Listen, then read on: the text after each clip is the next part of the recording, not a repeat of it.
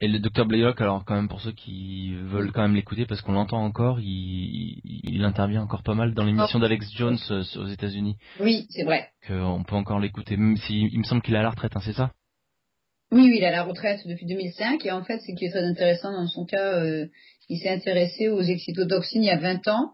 Alors, il y a 20 ans, aux États-Unis, il y a un petit livre, qui sera pas en français, mais malheureusement, qui s'appelait In Bad Taste, the MSG Syndrome. Donc, le mauvais goût, le syndrome du glutamate. Mhm. Et donc, c'était le docteur Schwartz qui avait écrit ce livre. Et donc, quand vous allez sur mon site, il y a une vidéo qui s'appelle 60 Minutes et qui en fait 13 en fait, qui s'appelle La vérité sur le glutamate. Et donc, du coup, on voit, c'est une vidéo qui date de novembre 91 et qui est passée après à la télé en 92 aux États-Unis et qu'on a réussi à sous-titrer avec un lecteur il n'y a pas très longtemps. Et si cette vidéo où on voit le docteur Schwartz et des victimes il y a 20 ans, les victimes du glutamate, ou monosodique, si c'est ça, c'était passé à la télé en France, on n'en serait pas là. Mhm. Non, Et non, cette vidéo, elle est prête, elle est ah sous-titrée et oui, tout? il est déjà sous-titré et tout, ouais. Bah oui, parce Alors qu'il fallait. on la mettra aussi en lien sous ma vidéo, hein. Ah, il n'y a pas de souci. Et donc, cette vidéo, vous voyez Dr. Schwartz, qui a une barbe et qui a des lunettes et qui a des enfants, qui a des adultes à arrêter les glutamates. Et donc, du coup, c'est à partir du livre du Dr. Schwartz, il y a 20 ans, que le Dr. Bloch s'est intéressé à ce problème, étant neurochirurgien. Et il a écrit un livre, donc, qui est sorti, qui est paru en 1997, je suis devant moi, qui est pas en français parce que il est écrit tout petit et c'est assez médical quand même. Et donc j'ai pas trouvé d'éditeur prêt à investir 6 000 euros pour le faire traduire. Donc il est sorti en 97, 94 d'abord et après 97. Et donc j'ai acheté ce livre en 2003 pour ma part. Et ce livre trace le mécanisme du cerveau et le mécanisme des excitotoxines, comment ces excitotoxines font exploser les neurones.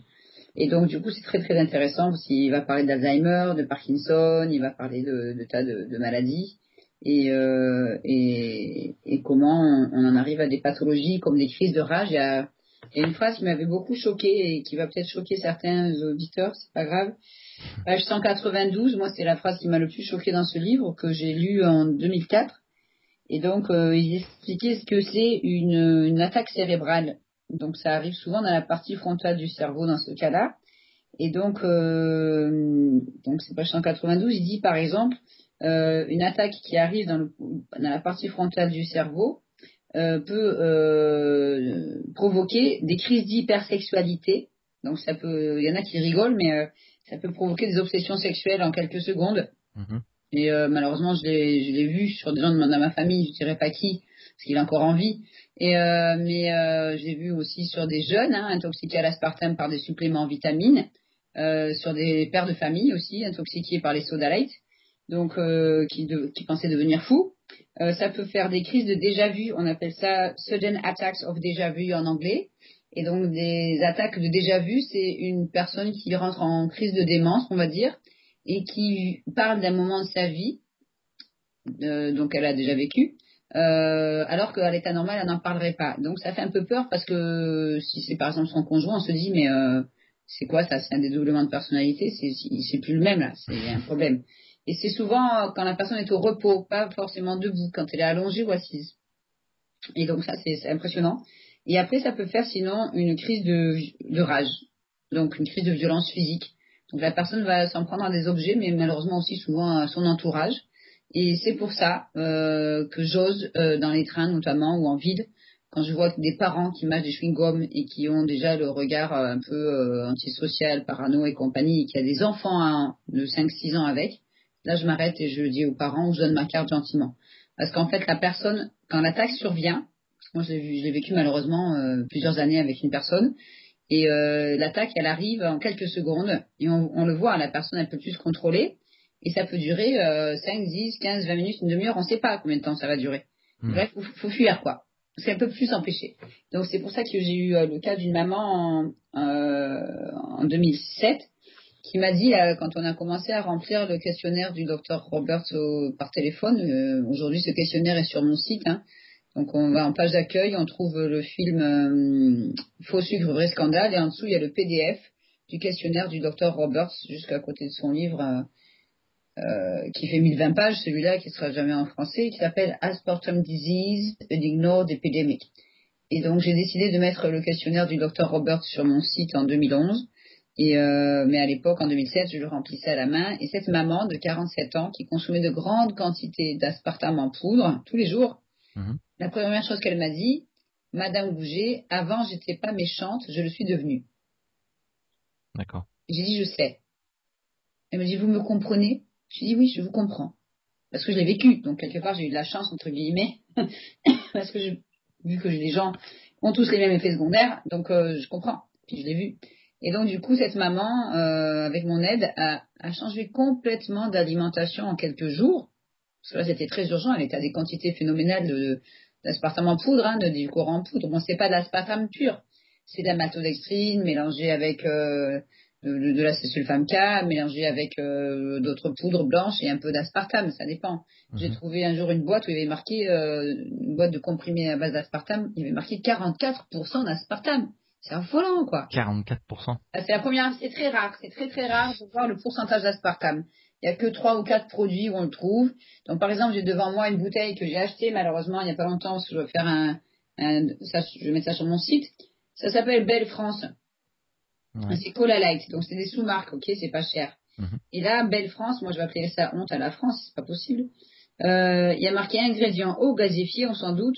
Colorant caramel, le fameux E150D qu'on a décrié récemment, Oui. issu de blé, alors entre parenthèses, extraits végétaux et arômes naturels, donc là c'est 0,08%, et qui dit arôme naturel dit aussi source de glutamate monosodique, c'est bien expliqué dans le reportage donc de 1991, dont noix de cola, édulcorant 2 points, aspartame entre parenthèses 0,06%.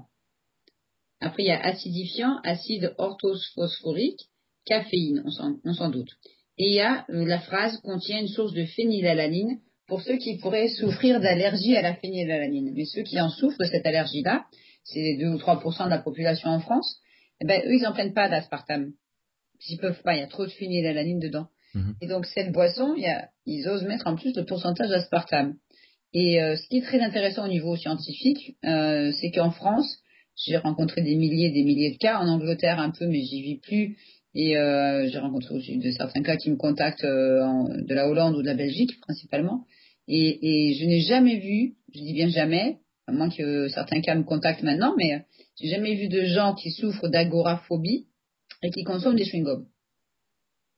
Et l'agoraphobie peut être provoquée aussi par l'aspartame, d'accord? Donc l'agoraphobie, pour ceux qui ne sont pas au courant, c'est la peur de la foule, la peur du contact avec les autres. Donc ça donne des adolescents de 15-16 ans qui vont plus prendre le bus pour aller au collège ou qui vont plus au collège. Ça donne des gens qui ne peuvent plus faire des courses au supermarché, d'un côté c'est tant mieux pour eux, mais qui ne peuvent plus aller au bureau ou qui ne peuvent plus aller au cinéma ou dans des endroits où il y a du monde. Parce qu'arrivés là, ils font des crises d'agoraphobie. Donc la personne commence à respirer rapidement, à suffoquer, le visage commence à gonfler, la personne il faut qu'elle parte. Et elle fait une crise d'agoraphobie. C'est très très impressionnant. Et donc j'ai remarqué au fil du temps, depuis que je fais des conférences depuis 2005, que les cas d'agoraphobie, c'est uniquement ceux qui boivent des soda light.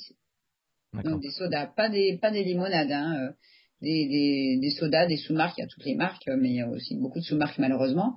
Et moins c'est cher, plus il y aura d'aspartame. Et là, il n'y a que des cas d'agoraphobie, c'est uniquement ceux qui consomment des colas. Donc comme je suis en contact avec le docteur Ralph Walton, que vous pourrez voir aussi sur mon site, donc dans le film Faux sucre, vrai scandale, qui est en lien aussi à côté du livre du docteur Roberts, ce film qui a été doublé en français par Planète en enlevant 40 minutes des 90 minutes du film d'origine qui est américain. Mais bon, c'est déjà ça. Donc là, le docteur Ralph Walton, je l'ai contacté à New York. Il est toujours professeur en psychiatrie. Et ce psychiatre s'occupe des troubles psychiatriques aggravés par l'aspartame depuis 1985. Je répète, depuis 1985. Et en France, on dit toujours rien. Ouais, rien du tout. C'est pas quoi. Et donc lui, il m'a dit, j'ai demandé pourquoi je trouvais que des gens accros à ces soda light souffrant d'agoraphobie, mais pas d'agoraphobe au chewing-gum. Et il m'a expliqué que, selon lui, les sodas contiennent de la caféine et de l'aspartame. Et ils pensent que le mélange caféine et aspartame peut accélérer les troubles du comportement et les phobies. D'accord. Et bon, moi, je suis passionnée par ce que je fais de toute façon, mais je suis assez inquiète quand je vois des parents qui me contactent pour une petite fille de 11 ans qui fait de l'agoraphobie et qui prend beaucoup de choses à l'aspartame. À ce sujet, on en parle rarement, ou alors ça vient une fois de temps en temps, là, quand il y a une petite alerte, comme la dernière fois avec le coca, ou etc. Oui, On parle un petit peu de l'aspartame, ça dure un une jour semaine, ou un 2 jour. heures, et puis hop, ça disparaît, on n'en Bien parle plus. sûr, La bien conclusion de sûr. l'émission, généralement, c'est à vous de vous faire votre idée, mais bon, il y a... Il n'y a pas hein, de risque. ça n'a pas été démontré. Allez hop, Voilà, ouais, c'est ça. Ou alors, il faudrait boire 30 canettes par jour voilà, exactement. pour que ça soit dangereux. Alors, les gens, ah ben, continuons. Et, ou alors, on fait une émission d'1 heure sur une radio nationale, je dirais pas laquelle. Ah oui, oui, j'ai Et entendu, je crois qu'on a entendu la même.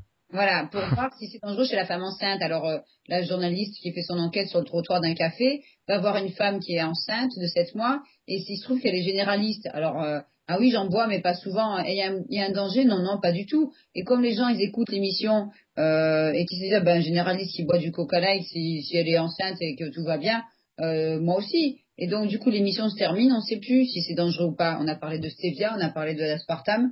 Mais finalement, dans le doute, on va continuer puisqu'un médecin dans l'émission boit du soda light. Faut arrêter, quoi. Exactement. Et alors bon, moi j'ai de la chance, j'ai accès à la presse spécialisée, on va dire, hein, Ouais. de l'agroalimentaire. Et ce qui m'a fait rigoler, c'est au moment où il y a eu cette fameuse, quand on a entendu que le Coca-Cola était, enfin que le colorant E150 qui était Oui. dans le Coca-Cola était cancérigène, il y a eu une petite page d'un seul coup qui est arrivée dans un des magazines. Alors peut-être que je le mettrai sur mon site internet, et puis je vous le donnerai si vous voulez, Hmm. où il y a une personne dans ce magazine qui nous dit que en fait le colorant E150, enfin c'est aidé. Bon, il y a rien qui dit vraiment, il y a aucune il y a rien qui dit que c'est vraiment dangereux, etc. Et à la fin, il dit, et même le FSA, donc le FSA c'est l'organisme qui s'occupe de la Oui, ça. santé au niveau européen. Européen. Hmm. Même le FSA qui a conclu que c'était pas dangereux, il y a pas de préoccupation à avoir. Alors ça, ce qui est rigolo, c'est que c'était dans le numéro de mars 2012 de ce magazine, c'était à la page 45. Et ce qui est rigolo, c'est que j'ai pris le même numéro, donc je continue à tourner les pages, et à un moment donné, j'arrive à la page 80, je veux dire 84 du même numéro. Et là, on a un article sur le FSA. Le FSA fête ses 10 ans. Ah, super. Donc le FSA fête ses 10 ans, mais à la fin de l'article, mais 10 ans après sa création, l'heure est aussi aux améliorations. Ah bah oui, parce que l'indépendance de certains experts de l'FSA a été mise à mal dernièrement sur certains sujets sensibles.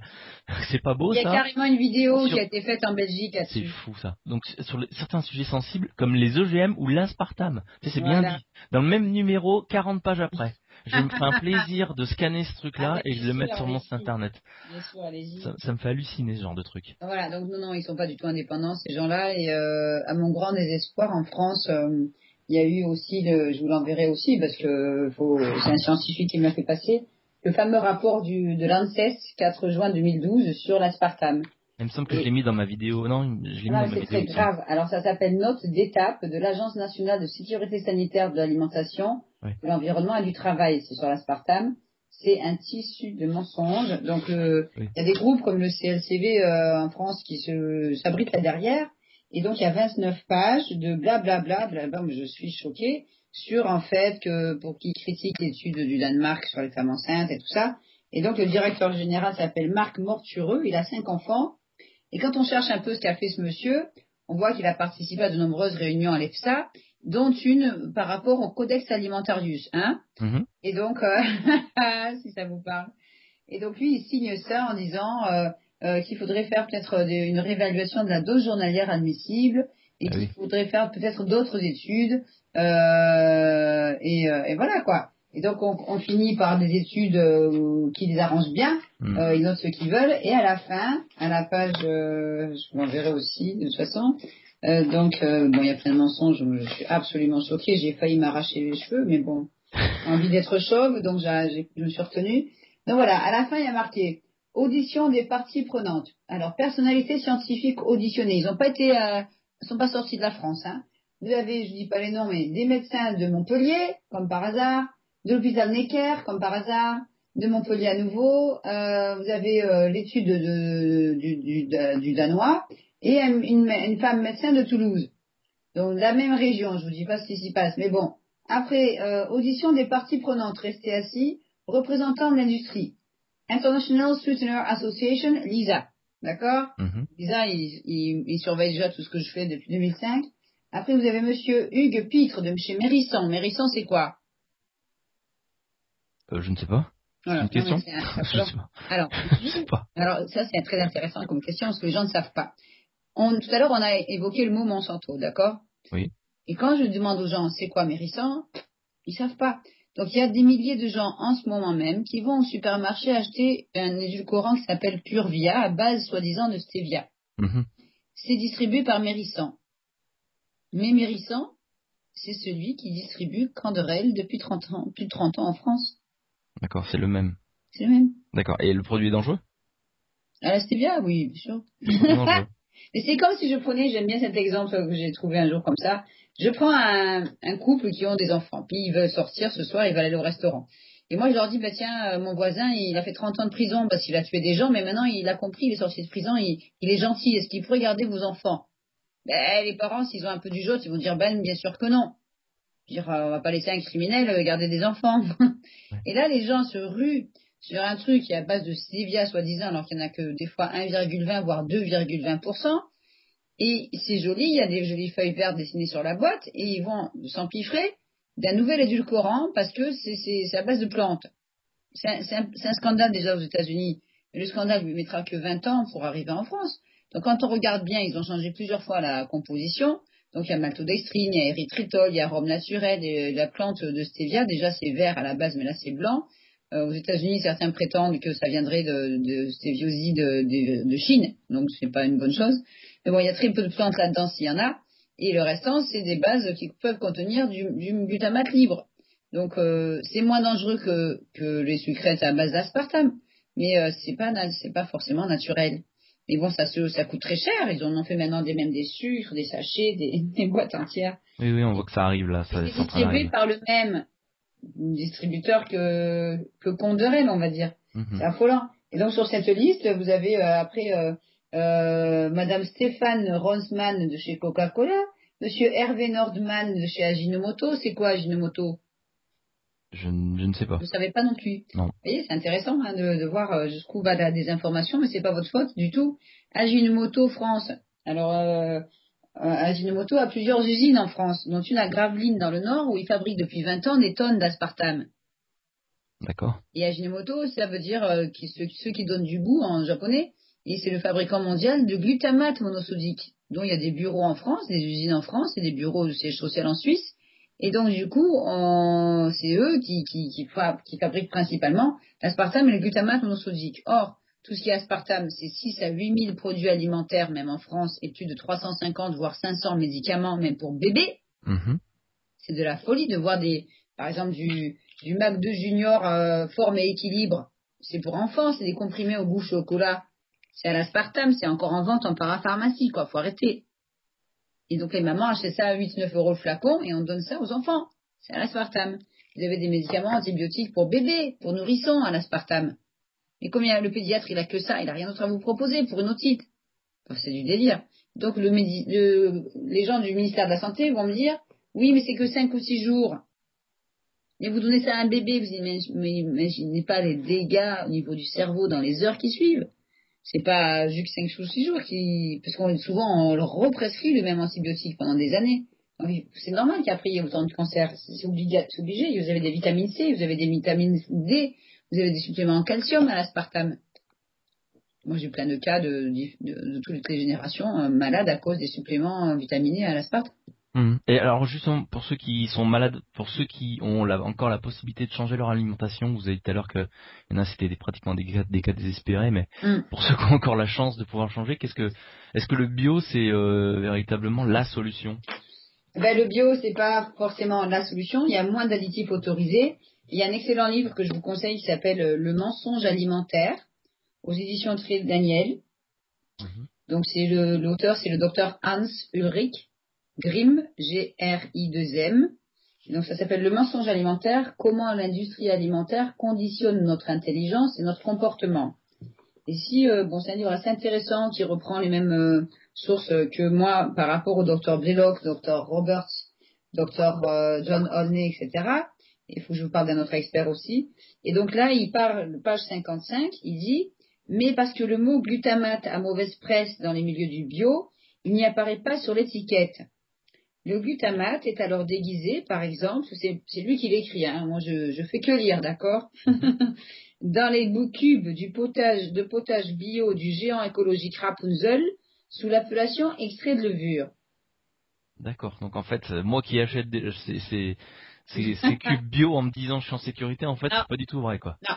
Alors bon, sur le coup, je dis quand même, j'ai fait des recherches. J'avais contacté à l'époque Jack Samuels, qui est décédé malheureusement en janvier.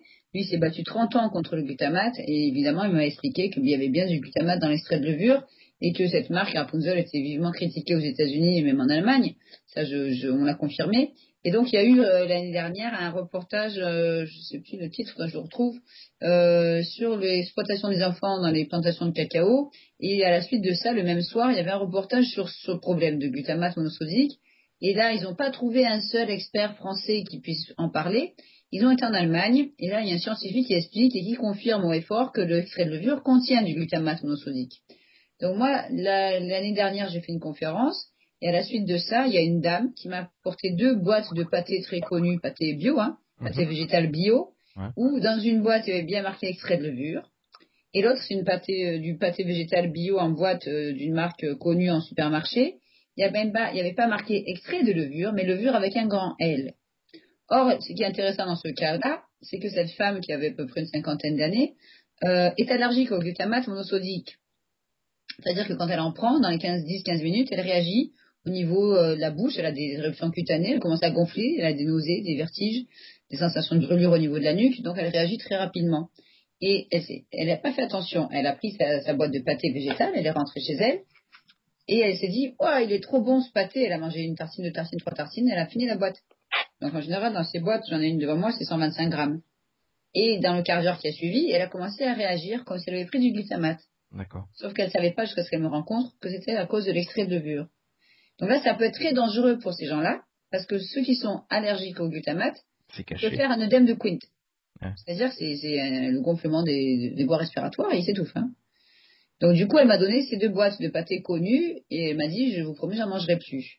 Donc après, du pâté végétal, si on a un peu de temps et si on a un peu de matériel pour cuisiner, on peut s'en faire soi-même sans extrait de levure. Et bon, dès qu'il y a addiction, dès qu'on commence à ouvrir un paquet de chips, de bonbons, de pâté végétal, une boîte, etc., et qu'on a, dès la première bouchée ou la première poignée de produits, on a envie d'y retourner, mais systématiquement, c'est qu'il peut y avoir quelque chose. Je veux dire, c'est pas normal. Après, il y a un autre produit qui provoque l'addiction et dont on va parler qu'en septembre, j'espère, quand un livre va sortir, c'est la lécithine de soja. Ah oui. Là, cet additif est utilisé en tant qu'émulsifiant pour donner de la texture, mais il n'y a pas que ça. Et donc, j'ai remarqué sur de nombreux cas qu'il y avait une addiction, par exemple, au chocolat industriel. Vous allez prendre un peu de temps, si vous voulez, pour vous amuser dans un supermarché, et vous allez essayer de trouver un chocolat sans lécithine de soja. Si vous en trouvez une marque, vous me dites, supermarché, je n'ai pas encore trouvé. Mais j'y vais moins parce que ça me déprime tellement d'aller dans ces lieux de perdition. Et donc, du coup, ils sont tous à la lécithine de soja, sans parler des chocolats individuels, sans parler des biscuits, sans parler des pâtes à tartiner très connues.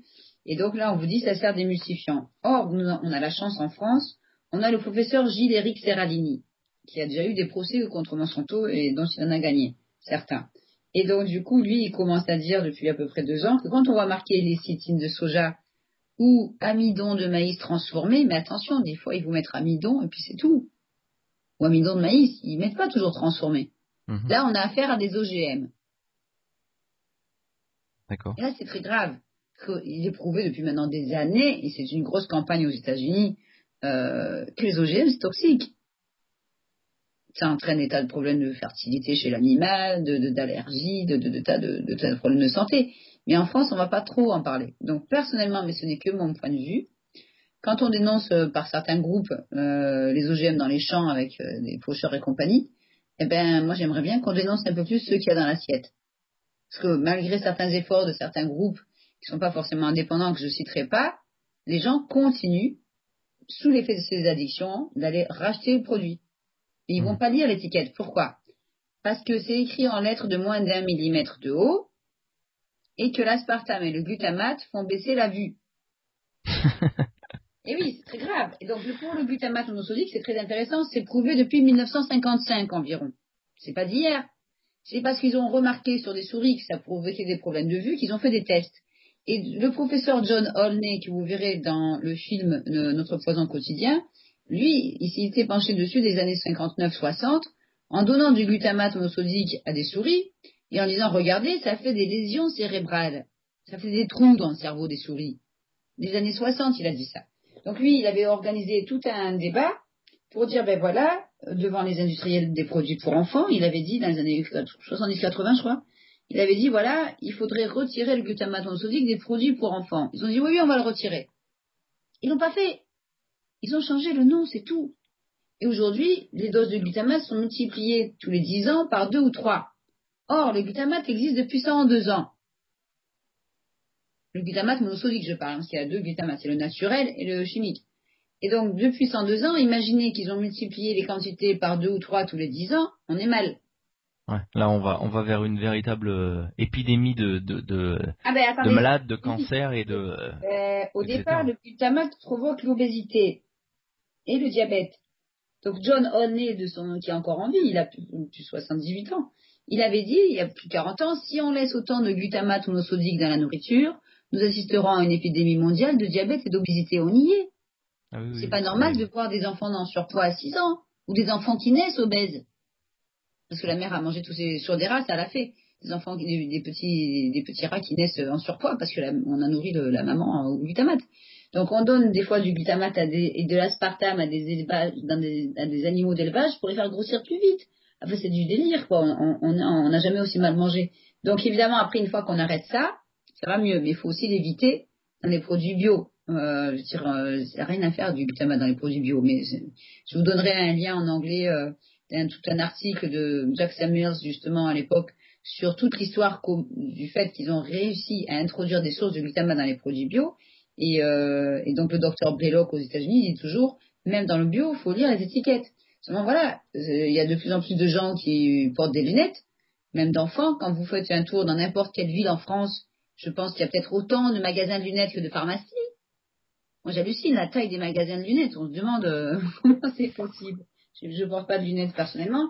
Les problèmes de vue, ça peut être héréditaire, mais ça peut venir de ce qu'on mange. Et ce que la maman a mangé pendant la grossesse, je vous garantis. Et on va rien dire. Comme on ne peut pas lire les étiquettes, on achète. D'accord, mais vraiment, alors finalement, on n'est pas en sécurité finalement quand on achète bio. Quand on y croit, comme moi j'y crois en fait, j'y croyais jusqu'à maintenant. Mais finalement, je suis pas en sécurité. Je regarde encore les étiquettes même dans le bio, quoi. Oui, même dans le bio, parce qu'après il va y avoir des arômes naturels qui sont pas forcément bio. Il y a très peu d'arômes bio. Ça coûte cher, donc du coup, si on est intolérant ou allergique, on va éviter les arômes naturels, on va éviter les sources de maltodextrine. J'ai toute une page sur la maltodextrine dans mon livre. On va éviter aussi, malheureusement, le prochain scandale, ça sera, j'espère, pour la rentrée, avec un livre qui va sortir. Je vous enverrai la couverture par internet.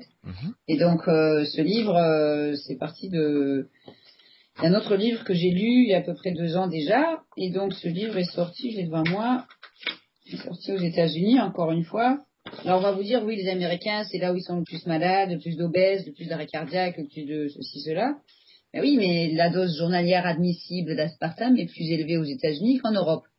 Ça c'est encore hallucinant, c'est ce que j'avais vu quand j'avais fait ma petite vidéo sur le Coca-Cola, c'est que les doses journalières absorbables, elles sont pas les mêmes aux États-Unis et en Europe. On n'est pas égaux en fait. Non, on n'est pas égaux. Donc du coup, c'est pour ça qu'il y a, à mon avis, qu'il y a le plus d'obésité aux États-Unis, mais vous inquiétez pas entre guillemets, la France y arrive. On a des cas, moi je suis en relation avec différents thérapeutes qui me reportent des cas de femmes à 180 kilos. Oui. Non, mais 130 kilos avec des sucrètes depuis 20 ans, alors que c'est censé faire maigrir. Donc c'est de la folie. Donc après, vous rajoutez là-dessus des sauces, des machins, des produits pour maigrir, c'est du glutamate. Je veux dire, on peut pas s'en sortir, c'est un business.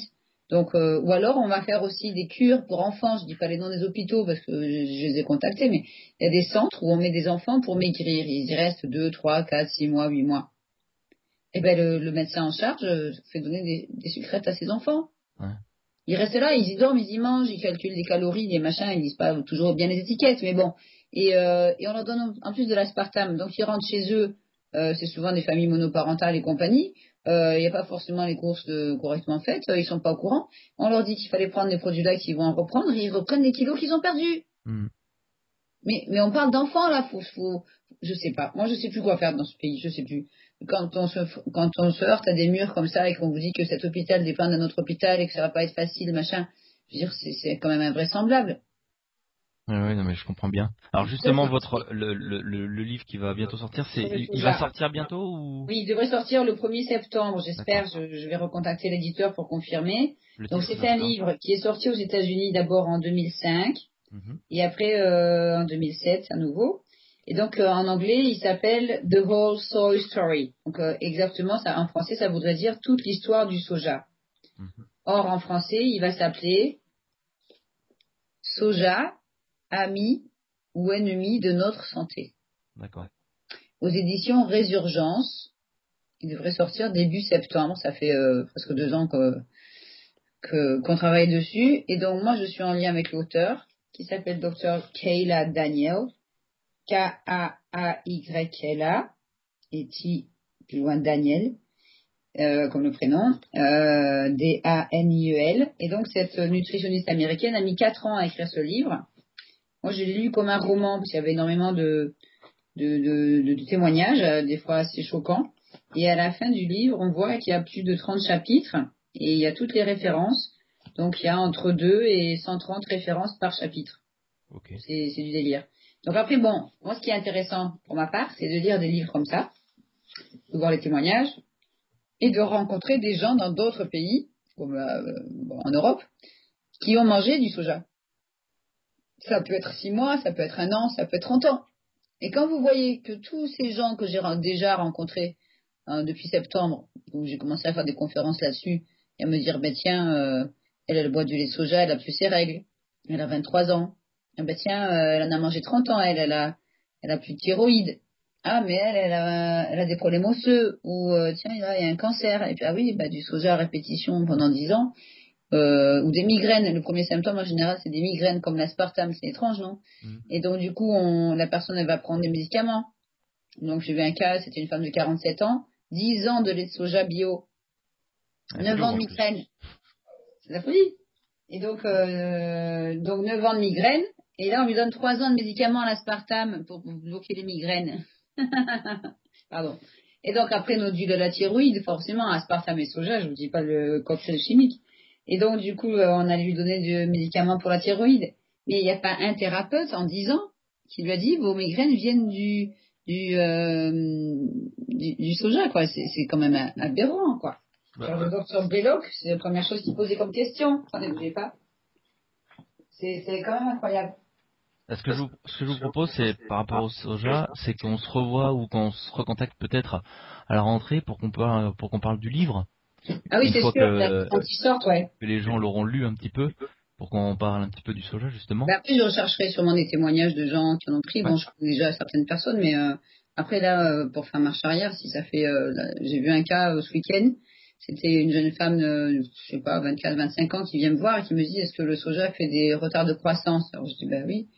Et mais j'étais élevée au soja et je prends du pli depuis plusieurs années. Donc voilà, moi, je constate, hein, les gens qui viennent me voir, qui me disent, bah tiens, un homme de 35 ans qui prend des produits au soja, bah il a les seins qui poussent. Il y a un problème là, je crois. Oui, il y a un problème, mais j'en ai vu un de 17 ans, ça faisait 1 an qu'il prenait du lait de soja. Il était torse nu, donc là, il n'y avait pas photo, quoi. Je dis, arrête tout. Ah non, quand même, c'est pas possible ce que vous dites. Évidemment, les gens, en général, ils prennent du bio, hein, là. Donc, alors, juste pour terminer, je voulais juste revenir un tout petit peu, parce que là, on est bientôt dans la période des vacances, enfin, on y est même dans la période des vacances, et je sais que les gens, ils vont aller manger plein de glace sur les plages, etc. Je sais pas si vous avez vu, il y a 1 semaine ou 2 à peu près, un reportage qui est passé sur M6. sur les fabrications des glaces. Non, Et non, ça donc, m'intéresse. alors, il y avait deux glaciers qui se faisaient face, grosso modo, c'est dans la ville d'Antibes, si je me rappelle bien. Et il y en a un qui dit qu'il fait des glaces maison, et l'autre qui dit qu'il fait ses glaces, artisanalement, quoi.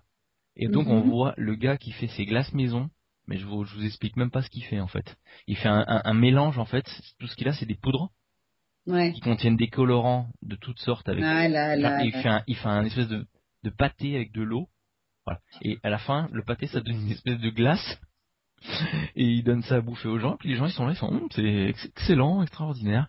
Donc là, cette vidéo, je vais la récupérer, là, puis Ben ouais, je vais la mettre en envoyez à ligne, hein. moi parce que là c'est grave, ouais. Là, c'est vraiment C'est pour incroyable, ça cette que j'en vidéo. parle quand on a filmé là pour avec France 3 où je vois ce jeune qui mange une glace bleue là. Hmm. C'est Oui, affolant, oui. quoi. Bah, C'est affolant. c'est exactement ça. Et donc, cette vidéo, je la mettrai, je pense, assez, très très rapidement, peut-être Ah ouais, bien, tu fais la moi parce que moi sur mon site internet et puis, sur le YouTube. Oui, vous avez raison, ouais, c'est ce qu'il faut faire parce que là, Voilà. faut faire passer. Ouais, je la partagerai avec plaisir. Bon, je vous propose qu'on se recontacte éventuellement à la rentrée pour parler du soja, éventuellement. Oui, bien sûr, ouais. Ouais, Bah, là c'est ça va parfait. faire un nouveau scandale. Bah, écoutez, en tout Quand c'est cas, bon, le livret est sorti, je vous tiens au courant. ok. Eh ben, écoutez, en tout cas, je vous remercie pour avoir répondu à mes questions. De rien, ouais, avec Et plaisir. Et puis, ben, pour les auditeurs et pour ceux qui vont regarder cette vidéo, mangez bien, attention aux glaces, Oui. hein. Attention aux chips, aux glaces, aux Ouais. boissons. Ah bah tiens, est-ce que toutes les chips sont Non, concernées? Pas toutes? non, pas toutes. Alors, un supermarché, il reste encore, je sais pas combien, faut que j'aille compter, tiens. Faut que j'aille faire ça. Il reste encore quelques paquets de chips où il y a Quelques marqué paquets? pommes de terre, huile végétale, Ouais, exactement. sel. Ok, On n'a pas besoin d'arômes en plus, de glutamate partout, non. Eux, exactement. ils ont besoin pour vous rendre accro et vendre, parce que ça rapporte des millions, hein. Mais on n'a pas, physiquement, on n'a pas besoin du glutamate monosodique du tout. Mais seulement, c'est celles qui contiennent du glutamate qui se vendent le plus, hein. Ouais, Vous ça avez fait plus de des goût, chips, ça donne plus envie. je vais pas dire la marque, mais il y a des chips dans un tube en carton très connu. Oui, oh, c'est pas des chips, ça. Oui, oui, je vois ce que c'est. Avec Allez, un ça. bonhomme avec des moustaches, là. Attendez, mais moi j'ai vu un couple de retraités qui mangeait ça à un pique-nique. J'ai demandé si je pouvais avoir la boîte quand elle serait vide. Et sa femme, elle avait plus de 70 ans, la dame, elle me dit non, il en est hors de question. Je suis ah bon, vous allez la manger la boîte? Elle me dit non, je les collectionne. À 70 ans, j'étais mort de rire. Et Ok. j'ai fait au monsieur et il a tout rangé les chips dans la boîte. Hein. Ah oui. C'est déjà plusieurs. Mais bon, c'est quand même hallucinant de voir que ça rend accro au point de collectionner les boîtes à 70 ans. Ah, c'est un petit peu ridicule même. Faut mieux en rire. Hein. Ouais, vaut mieux. Ouais, je vous remercie bien pour cette interview Bonne santé à tous et bonne chance surtout. et restez bien informés. À bientôt. Au revoir.